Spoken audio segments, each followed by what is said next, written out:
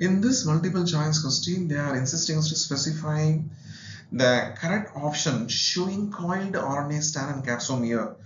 For this, let me avoid the wrong virus option to specify the correct virus option. The tobacco mosaic virus is having the coiled RNA structure and capsome here, unlike the animal virus like polio virus, measles virus, and retrovirus. So we choose an option B as the correct answer. In this particular picture, we can see the coiled RNA and capsomere existence in the tobacco mosaic virus, unlike polio and measles and retrovirus. So we choose an option B as a correct option. What are the points we told with this picture that we are giving as a recap to take the NEET notes for future reference? Tobacco mosaic virus or TMV as a rod-like form. Helically coiled single-strand RNA is contained in the rod core.